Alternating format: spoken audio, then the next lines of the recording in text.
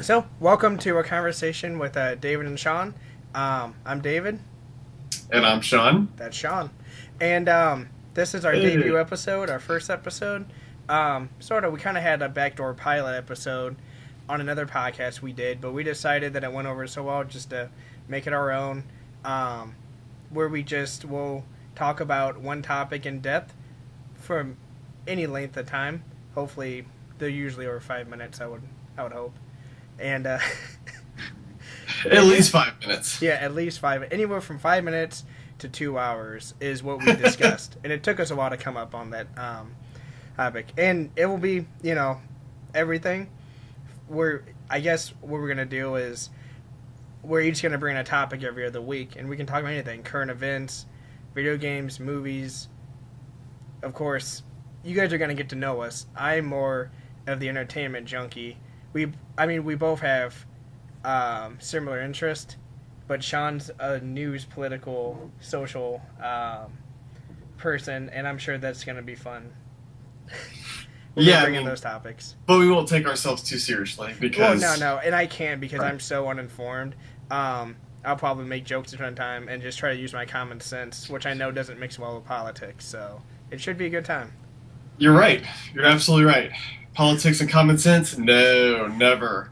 Not Never. recently, of course. Not if ever, really ever. if but ever. Yeah, if ever. Yeah. Okay, but so our first topic, I thought we should talk about the Assassin's Creed series and franchise, just because it's a game series that we both love, we both loved, and they have a new movie coming out, so I thought it might be relevant to bring that up, talk about the series, when it kind of lost us, what made us love it, and then like our expectations for the movie, if we even have any. Yeah, and the key word there is loved because they've completely fucked everything up. But, they started off strong, and that's why Very my strong. new verb for if you fuck something up is you just totally Assassin Creed this thing. It's just unfortunate. But the premise of the story is amazing. I do love how they open up with the very first one, all the way to Brotherhood, and then past that it kind of drops off a little bit. But it just the whole premise of it in itself is just solid, and that's why every year they fool me. And except for this last year, I stopped playing them. Yeah, But well, I yeah, stopped at 3, so I haven't really been fooled too much. And we'll talk about why 3. But let's start, I guess, at the first game because both of us played these games chronologically, which is cool. Like I know in other game series like Uncharted and shit like that, I played them all out of order. I still enjoy them, but with this series, I think it helps to have played them chronologically because of the story is so in depth and creative, like you said. And you could tell the story for the first game. They had sequels in mind because it doesn't really explain a ton. So like you start out as Artair, Master Assassin, and then from what I remember, you fail. Like the opening scene is you fail to assassinate like a Templar, right? And then he ends up breaking in to you guys' assassin homeland. I forget what it's called. And then you end up saving the day, but since you failed to assassinate, you kind of get all your gear taken away and you start over from scratch, right? yeah, and well, the biggest premise of the game is basically it's been a while. It really has. Yeah, it's been a but while. So yeah, and I mean, from what I remember, like the little commander, or like the head of the assassin order, he has you going around killing these 9 Templars, like these high-ranking Templars who were looking for like the artifact. Now we know that that's the Apple of Eden, but in the first game, I don't think they ever call it that until the Brotherhood, or sorry, not until Brotherhood, but until 2. You're just looking for the artifact, and you end up killing the 9 Templars, and then you find out at the end that your master's turncoat, he just wanted all those guys out of the way so he could have the artifact for himself, and then you fight him at the end of the game, pretty much. yeah, essentially that's And then pretty like much it the ends plot. without But you any resolution to Altair or any, like you kill him, and then which thank God 3 games later or two games later in Revelations, you find out what happened immediately after you killed him in Altair's story. But for 2 and Brotherhood, the 2 games that followed, you don't know like you assume everything's okay, but you don't know. Well, yeah, yeah. What I loved about it was not just the game itself; it's the continuation, it's the overall backstory, Oh, it's the the people story who is came beautiful, before, and and well that's really crafted what. too.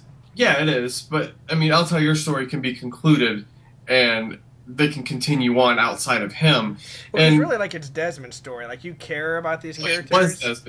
Desmond's story. Well, So I they mean, fucked like that I up. said, I stopped at 3, so in my money, for my money, it is Desmond's story. That's why I quit playing once it quit being Desmond's story. Yeah, and it really didn't get any better from there. And really, you at the end, my biggest complaint is that you had more questions than you had answers after the end of every one of them. And and really, until Syndicate came out, there hasn't been any progression of the storyline, the top plot, not the. I got a lot of. I mean, I felt like 3 wrapped up a ton of stuff, and then 2 and Brotherhood did their things too. So, like, in 2, Desmond, because all in 1, like, you have no idea what this company is that has Desmond, prisoner, like Abstergo. You don't. And you don't really know, like, if they're doing it, like, by law, if they just have him kidnapped, like, what's going on. It's pretty obvious it's not legal. Yeah, but I mean, but just the fact that he's not really freaking out, they never like address it. They do address it later on because each game has like a mini side quest you can do that reveals the backstory, and I'm pretty sure it's Brotherhood, maybe it's Revelations, where you get like the history of Desmond and his dad and his mom, where he was like taken, like he was always traveling with them in the Assassin's Order, and then they all got killed, and that's when the Templars kidnapped Desmond. But basically, like, until that point, in the first game, they never dive in. I guess you can read emails and shit, but you never really completely know what's going on. That's why I think it was ballsy, because if this game wouldn't have been popular enough to warrant a sequel, it would have just been really odd by itself. The first one. well, you do know a lot about Desmond. You know that he actually was raised by his father to be an assassin. Yeah. Oh yeah. But you don't know that in the first own. game, though. Like it never. Oh yeah, shows not you, in the first game. Which is what my point is. Like if you. Yeah. Like if the first game didn't sell enough to warrant a sequel, it'd be really weird. So you don't know almost anything. You know that they're searching for the artifact, the same one that Altair in your memories are searching for, and then it just ends. I guess it ends with the bleeding effect starting to happen, because it ends with Desmond seeing symbols all over the walls and shit. And that's how the first game ends, which is kind of Yes. No, it is cool. I like how, in the first 3 games, they really start to dive into what came before and the people cool. like. Yeah. Well, the second like game Juno. does it with the. Well, yeah, I'm saying. I don't think the second, third game do. I don't think it starts to dive into the end where we're gonna fast forward to the end of the second game, when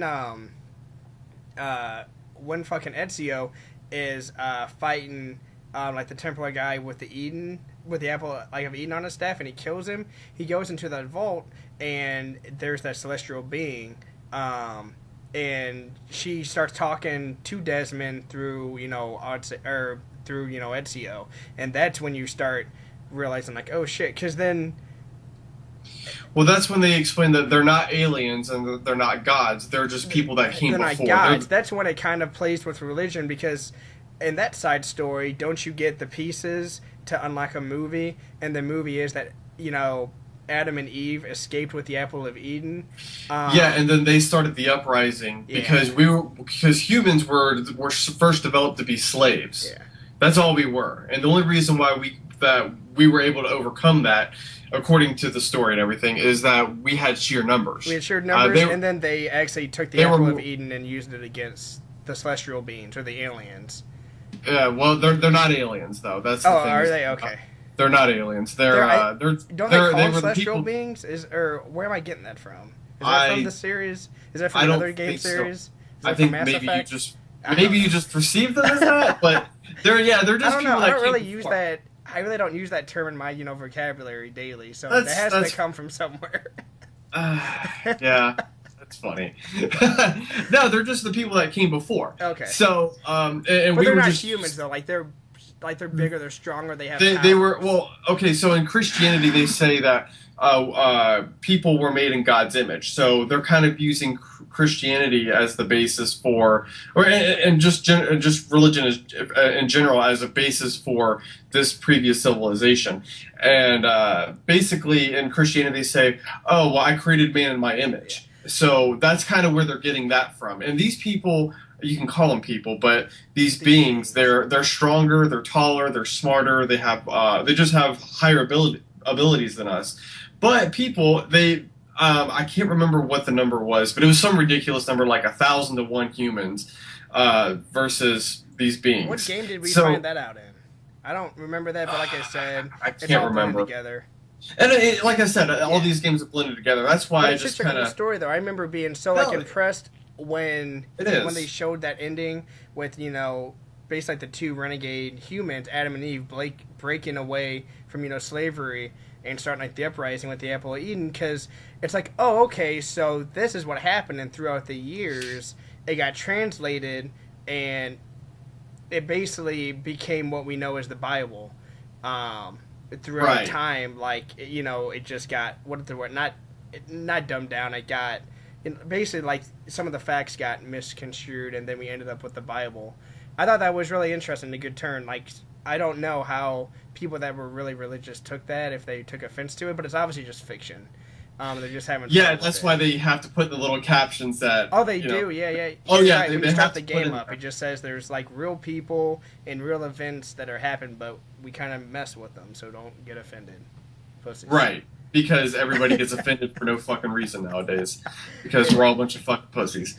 But yeah, Um, two. My favorite game. I don't know about you. It's a tie between Assassin's Creed 2 and Brotherhood. Those two I felt were perfect. Not that I would agree. not I would that say, one, for me, three. Brotherhood was perfect. Yeah. Yeah.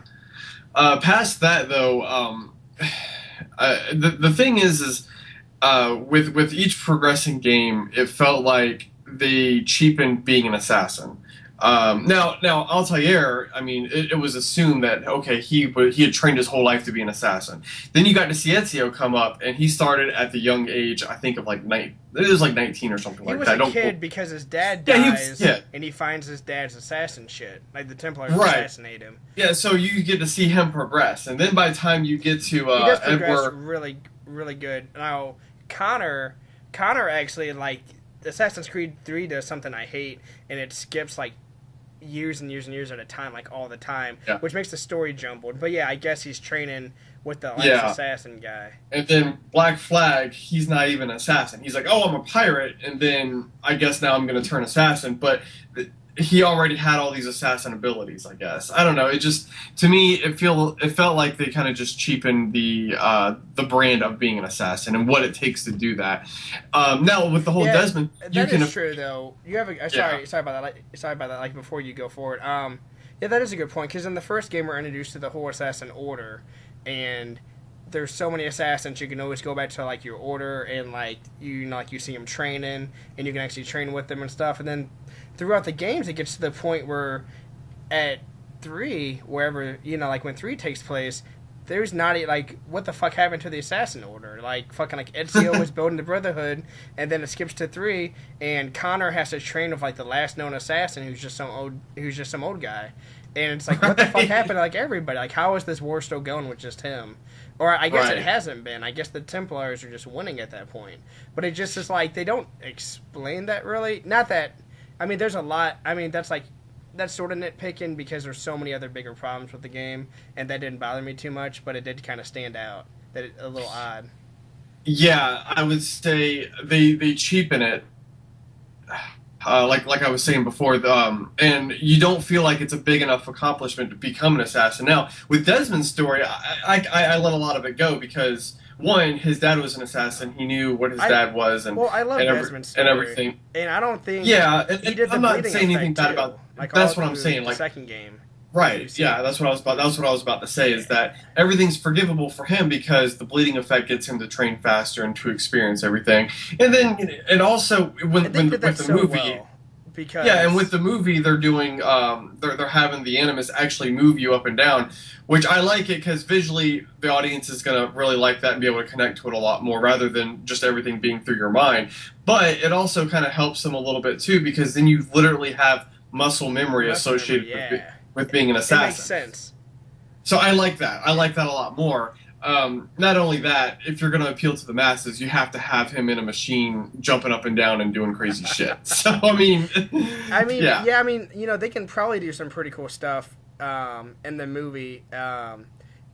Because you could do like cuts back and forth from him reliving his memories and wherever the movie takes place, then back to him, and like maybe it will show him like fucking throwing some punches or doing some cool dives. Well, what I like about this, and this is what I think we deserve this, but we never got it.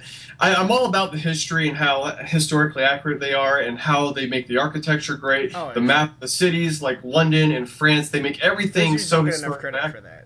That's Yeah, they don't get enough credit with how much because time it's just and fucking energy. commonplace nowadays just to have a big open world map. Like every game needs it. Right, but they're going down like But streets. yeah. I've heard people online say it's so crazy to go in an Assassin's Creed city and be like, "Oh, well, this is Main Street. Oh, That's I know true. where I'm at in this game." And Bethesda, that's amazing. Bethesda did the same thing with Fallout. Apparently, Colin from the show Game Over Greggy, he's actually from Boston, and he said that he recognized parts of Fallout 4. Like he's like, oh Which shit, is awesome. oh shit, you can go down this alley and and then basically the shop And you know will be where here you're at. and this place will be there. Yeah, which is cool. But yeah, because I remember seeing paintings. Since I played the games, I've seen paintings of like France and Italy, shit like that. I'm like, that looks so fucking familiar. Like I can tell that I've been there, digitally, virtually, I suppose. Well, yeah, and that's my point It's a though. Is vacation. that it's so Which that should have been on the box. that's It's funny. the cheapest. But, It's the cheapest but the point, vacation you'll but take. the point that I was going to make though is that what we didn't get. Now we got a little bit of it in the last episode with Desmond. We got him running around and doing a few assassin missions. Well, fuck. Do in you the want to future. start at Desmond's story and kind of go through Well, it and what we like and didn't like? We can do some of that, but what I think the premise of why we're talking about this though is because of the movie itself and what we were going to expect out of it. Yeah. And I The premise is read. just to talk. There's no end goal here. Well, yeah, but Stop fucking up my our whole first podcast, point. Sean. I know you're fucking. I'm doing it everything. over. I'm gonna pull. All right, just pull it all. Just fuck it. Fuck it. All right, We're ladies and done. gentlemen, this is the first and last ever Yeah. episode of of a conversation with David and Sean. Right. But yeah, no, I just love the franchise as a whole, and Right. and Well, like they're we actually doing- never really talked that in depth about it. I remember talking back and forth when we were playing the games when they get released, but like as a story as a whole, I don't think like it's one of those things that are easy to forget because they've done so much shit lately. But I mean, damn, the first 4 games were awesome, and the story is going to be one of my favorite stories of all time. And even just for like Desmond's story, let alone like all the cool shit you do when you're Right. like the Animus. But yeah, like I was so impressed with game 2. The point I'm trying to make Oh, though, the one point I'm trying to make is that I want them to be able to go and do in this era a real like time a modern day assassin. Yeah, like modern day 2012, 2013. I'd be curious to see what it looked like. I'd be curious to see if the Order's still around, Well- or if Desmond would be by himself. But the thing is in relation to the movie, the point that I'm trying to make is that they're going to do 2/3 of the movie in our time here, and they're going to do about a third of it in the past. So that'll be definitely interesting. I think that's the direction that they should have gone. A bunch of fans freaked out about that, but No, and to me it makes sense. because you have all your story in the present day and just the action, like in the past. Like you don't need a ton of story. Like the games give us a ton of story in the Animus in the past, because games are like 15, 20 hours long, at the most, and they're super fleshed out. But for a movie, I don't need the assassin to have a super deep story. Like he's just reliving his memories for whatever in the movie. Like the Templars are trying to do. Like all the story needs to be in the present day, and then just flashes back to the Animus just for the action. I feel like I don't think you need too much story. So that makes sense to me that they're doing the majority of the movie's going to take place in the present. And I know a lot of fans got pissed off about that. But I don't know think, why, because yeah. if you want the story, the overall, the top plot, I would call it, not the subplots, because everything in the Animus is just a subplot. That's all it is, and that's what people need to Which is understand. excellent. It's good, but Desmond's story kept me going, though. That's why I quit playing the games after Desmond's story ended. Exactly. I was That's so the excited whole about point. it. That's the whole point. Is that the whole reason why you're there is because of Desmond, because of his memories and what's going on in the past. Now, there's a bigger plot between the Templars and the Assassins that, I mean, I really would like to dive into that a little bit because you can look at the ideology between the two, and really, if it's a good story because you can see both sides and why they feel the way that they do. I mean, that's what. I mean, I didn't play Black Flag or anything else. Black Flag. I didn't play same game, Black Flag. But that's what I liked about number 3. It's definitely the weakest out of all the games that I played of the series. But it was so black and white throughout 1 through Revelations of Templars are bad, Assassins are good. But with the whole story of you, basically like your father being a well-known Templar, it added a lot of gray to both sides, where it wasn't just black and white, it was just shades of gray. Then you could see the good that both, and the conversations that Connor and his dad had were they were really well done, and they added a lot of uncertainty, oh, are the assassins always right? And I don't know if that continued in the later games, but I did appreciate that in number 3. Well, Sure. the biggest difference between the Templars and the Assassins is choice. Yeah. And the Templars believe in order and control. That's why they want all these artifacts. That's why they're doing all this research, because they're trying to have power, because they don't trust the nature of humans. They just don't trust that. And if you think about it, there comes a lot of logic with That's that. un-American, though, sir. It's America. Yeah, it's not freedom. Freedom ain't free. So what you're saying is that the Templars are Russian and the Assassins are America. No, because our country right now is nowhere near what the Assassins believe by any means. Are you kidding me? Anytime I hear Donald Trump talk, I just think, man, he's an assassin.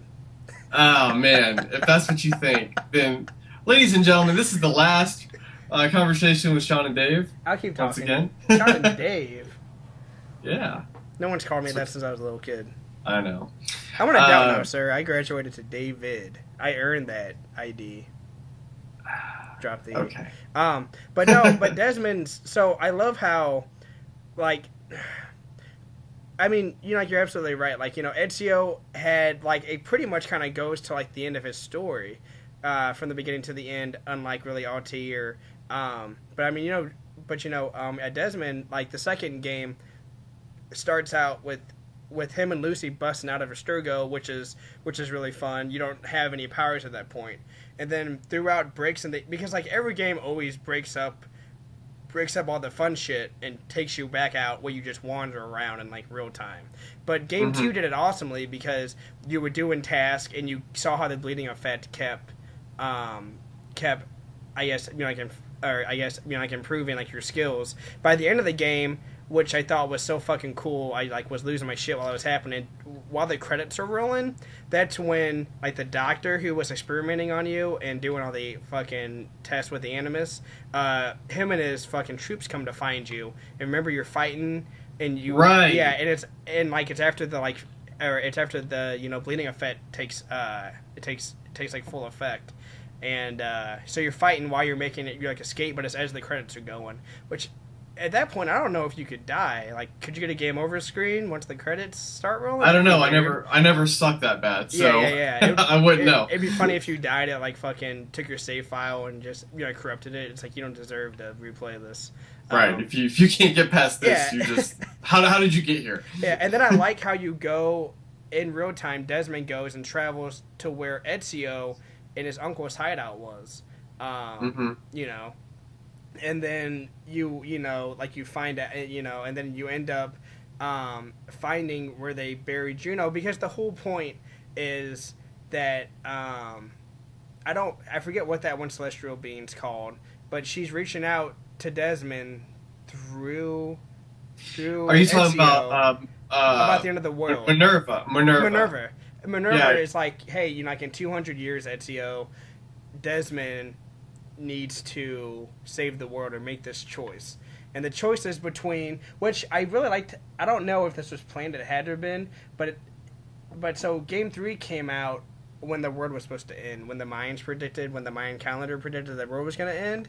Right. It came out like dangerously close to that, and it was set in real time, and the story was.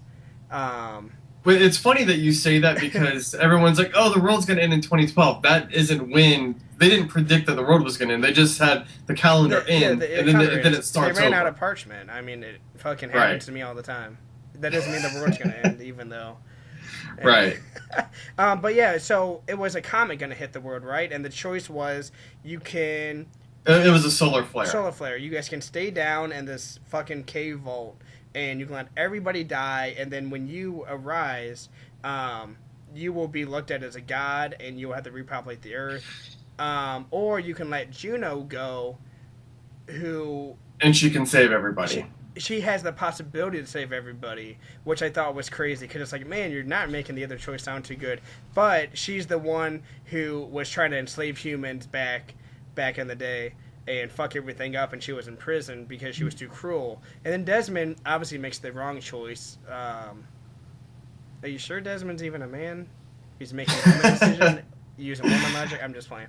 That's so funny. To all of our female viewers, I know we got at least half of one. I mean, maybe. Yeah. But no, that's funny. But no, yeah, okay, but Minerva also. It's funny because Juno said, okay, well, if you're gonna try to convince Desmond to not free me, then you have to at least show him the possibilities of what can happen to it if he makes either decision. So Minerva's like, yeah, that's true. So out of respect for human choice. And that's kind of cool that she does that. That Minerva says, "Well, I have to respect human choice," and she shows them both sides. So Desmond, I don't know, man. If I was Desmond, I'd be like, "Fuck everybody else. I'm living. I don't give a shit." He doesn't really have an attachment to anybody else, and then he'd be looked at as a god, and he wouldn't be unleashing this creature who wants to enslave humanity. Because after Desmond, who's supposedly like, technically the chosen one, if Minerva is like talking through like ancestors to get to him, like he's pretty important. So he dies by his fucking choice, and then he's left Juno to fucking wreak havoc on the world, which is what I had like an issue with when the game ends, because it's like, okay, so you kill my character with kind of a cool resolution, but the game series is going to keep going. And when I heard that Black Flag didn't have anything to do with Desmond's story or like the repercussions of it, really, it's like, what the fuck? Like, isn't fucking Juno out there like enslaving people? Like, have they even mentioned Juno? Yeah, exactly. I'm just done. Like, it just made me done with the game. Like, it was a cool. They have in a small way, but what I thought would have been cool is if I was Desmond, I'm like, fuck everybody else. I'm living. I don't want to die. I don't want to do humanity. Die. It's like, because fucking Minerva did say that a small population would survive. Exactly. Along with you guys down in the cave. And how cool would it be? How fucking cool would it be if you come back and you come out of this fucking cave and all of a sudden you have this whole new world that you can basically dictate what it's like? Those would be cool games. And now you have two small civilizations. With not so many people. Dude, think about it. And you're running through the ruins. You're running on top of rooftops and shit like that are ruins and shit like that. And then you could have essentially almost like, not like relax. A Walking Dead. Like, well, no, you can't relax. Place. There wouldn't be any... There would not be any peace. No, fuck no. There would be no lines at the grocery store. Like, okay, you got me there. Like, you got me there. There would be no competing for jobs. Like, you get whatever job you want. Like, everybody could go to the Super Bowl. Everybody could go to E3. Like, there wouldn't be lines for shit. Like, when Thrice comes to concert, hopefully they survive if there's a god. You could always get front row because it'd be like only like 4 other people there.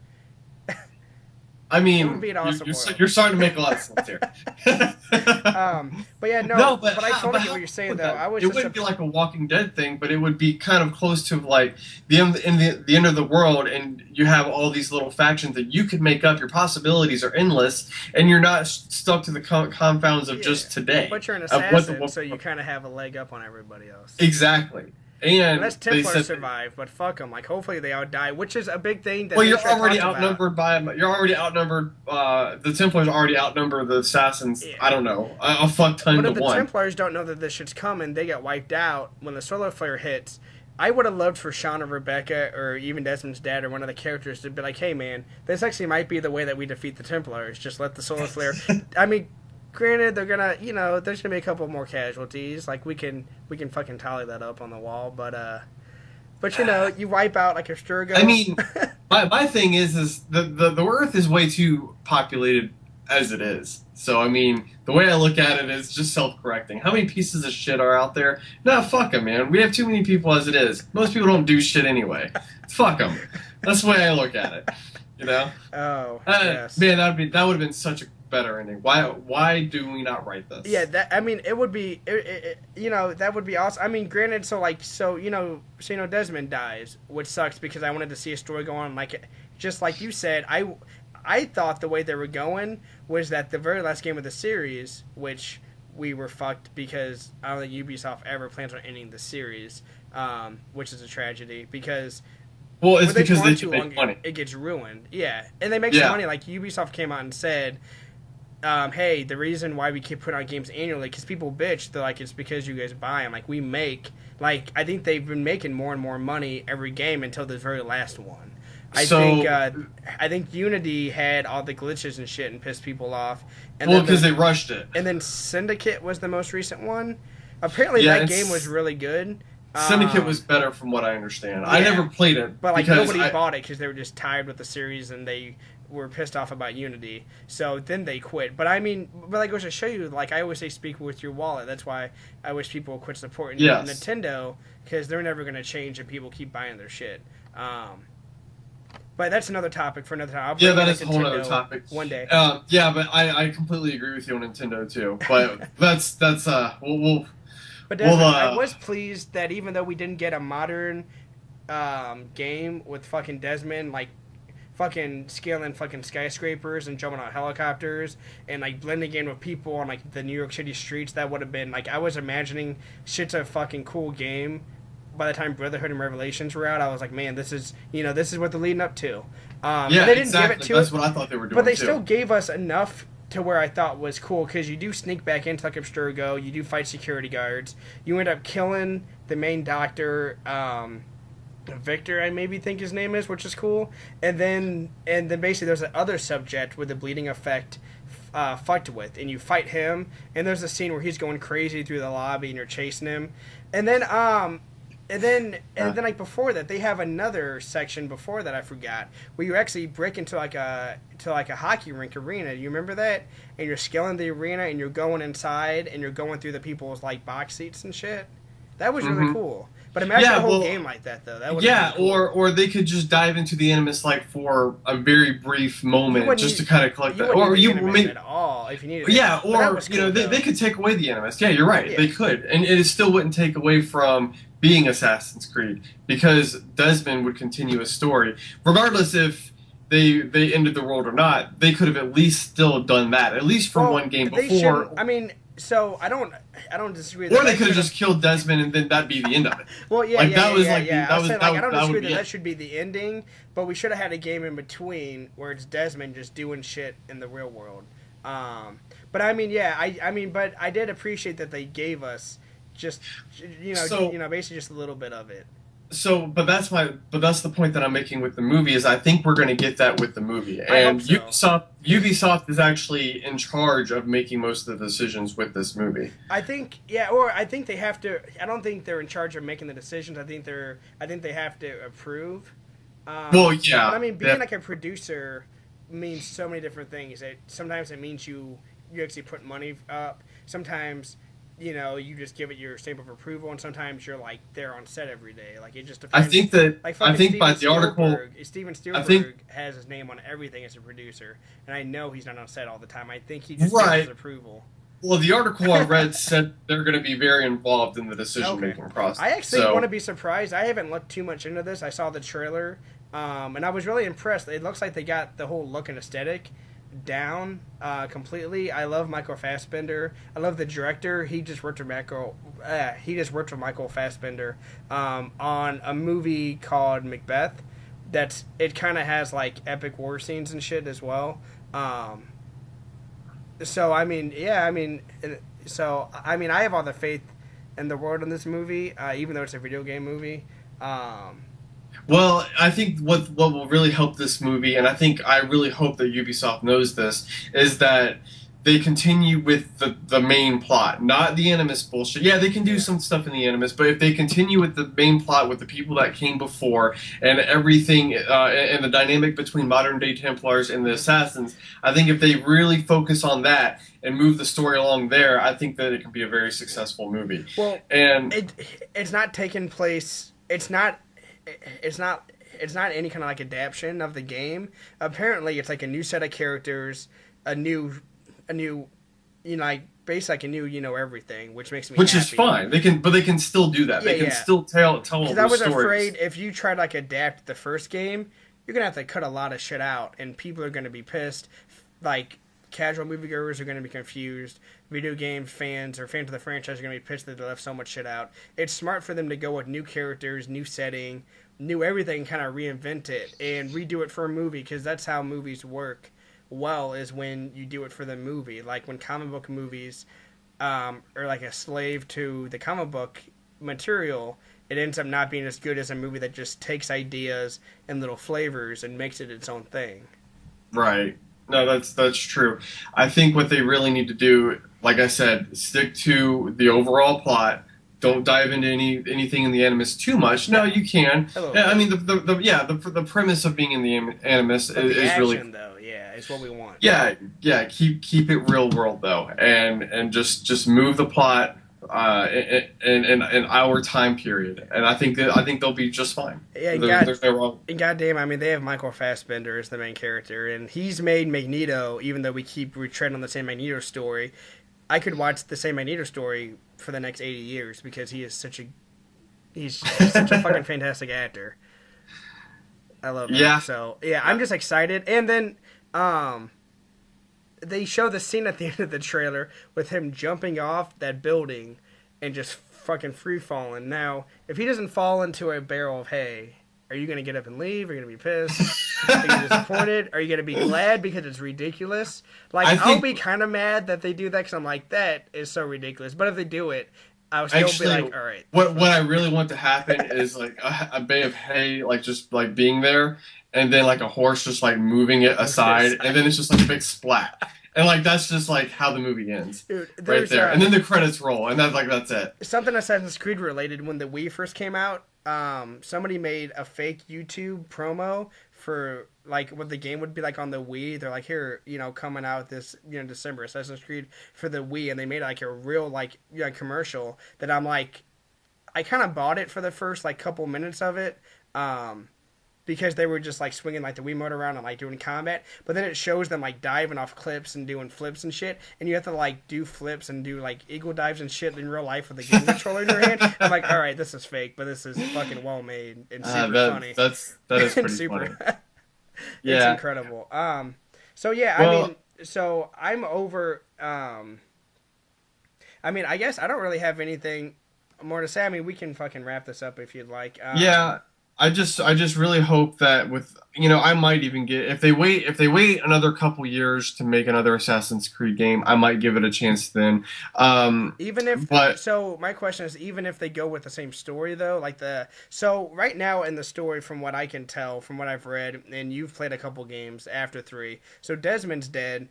They kind of reference that basically like the Templars or Abstergo went and got his body, and they're using his body to go through like the Animus and relive his memories, but the story doesn't seem to be going anywhere. It doesn't mention like the solar flare thing. It doesn't mention Juno. It doesn't like they're just Like they're just kind of like telling more So stories inside the Animus, right? Is like the yeah, main. and what they've done is they've introduced what's called sages, and sages.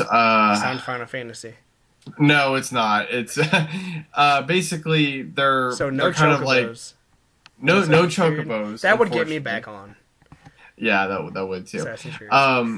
Basically, sages are kind of they're basically servants of the people, the first civilization, and they basically do the bidding. Uh, and not I just don't really like the direction that it's gone in.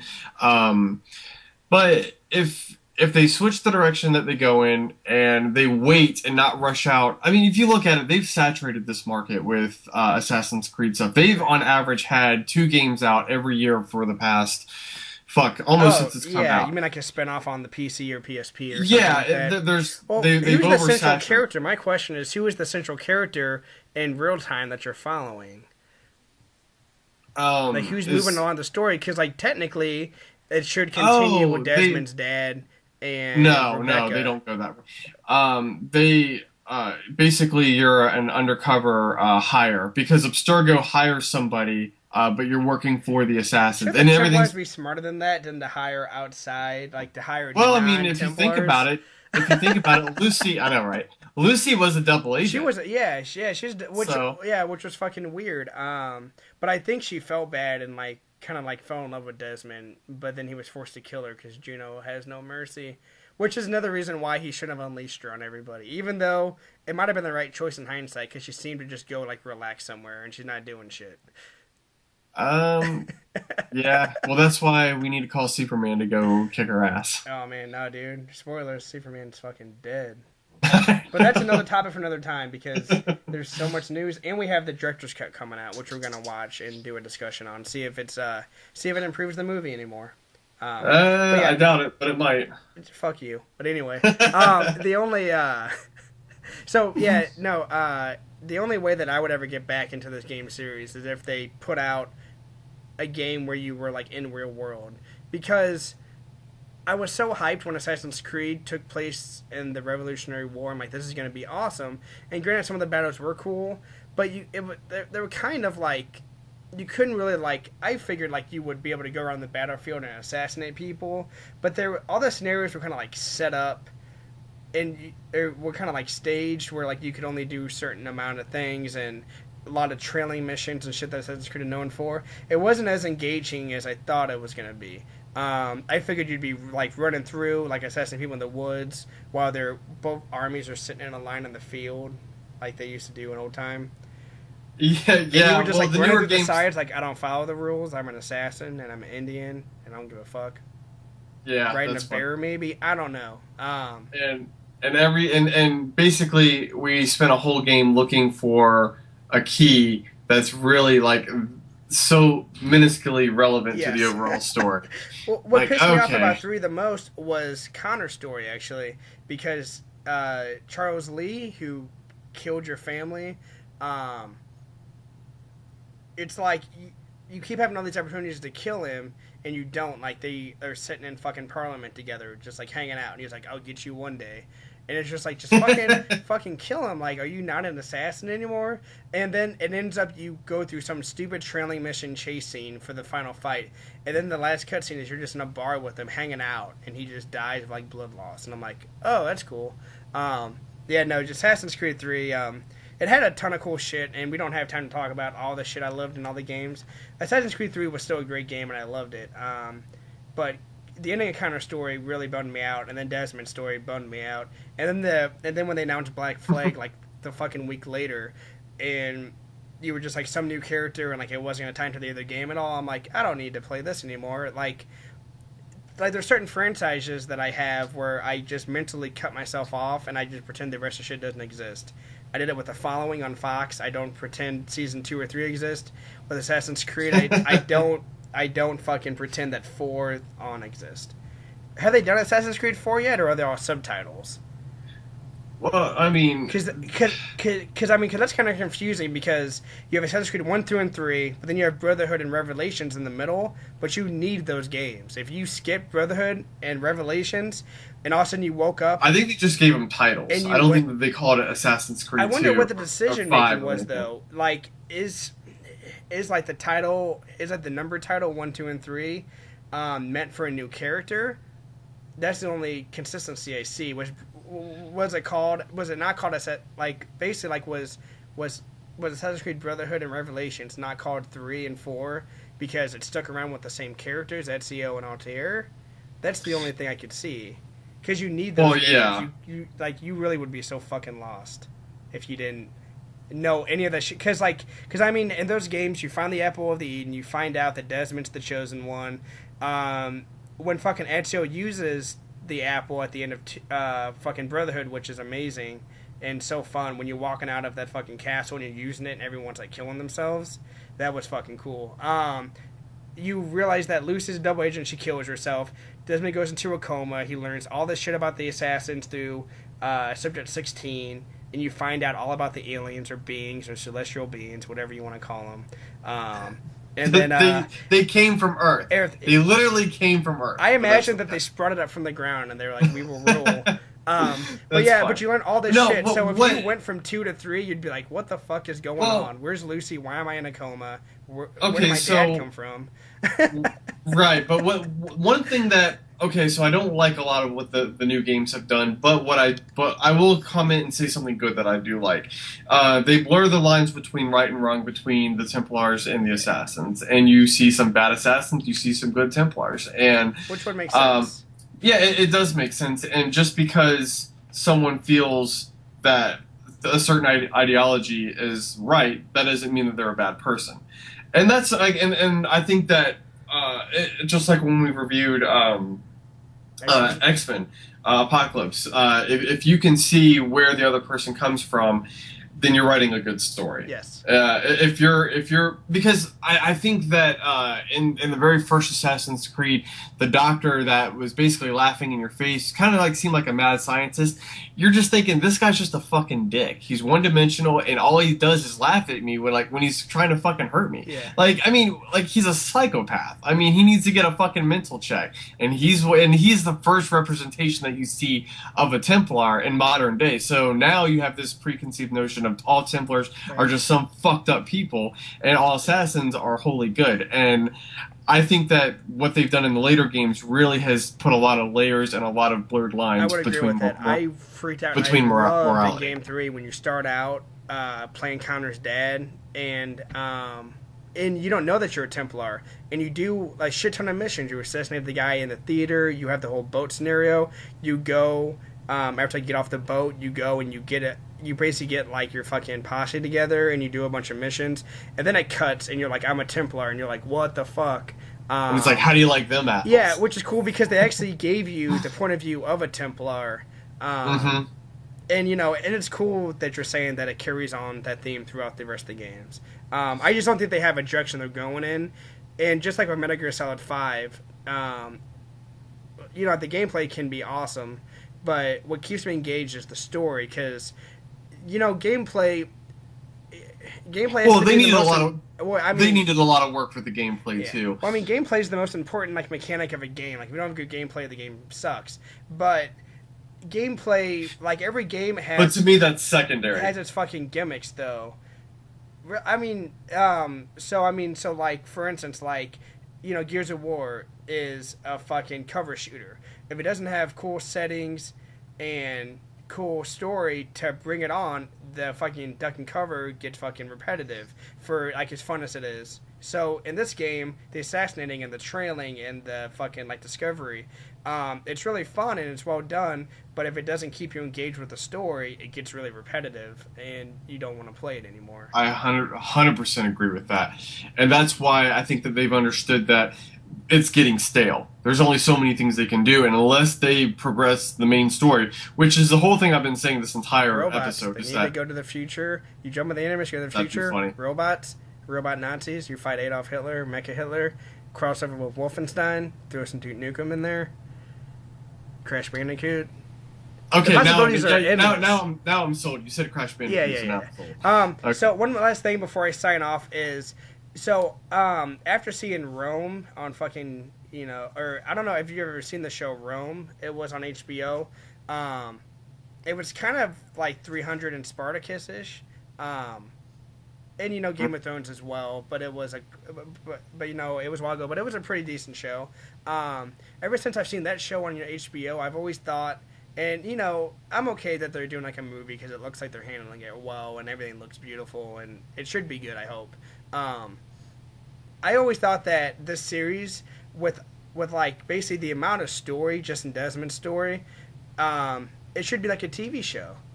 I feel like you could actually take like each game and break it up into a season, and of course we would rewrite the ending of 3 and maybe end it there. But fuck, you have 5 seasons of a great television show that people would be hooked on, because you can keep going back and forth through the animus. You have the drama in the world, the drama with the character in the animus, and I mean honestly, each game ends on a cool enough cliffhanger where you'd be like, holy fuck, that was cool as shit. I need to tune in next season.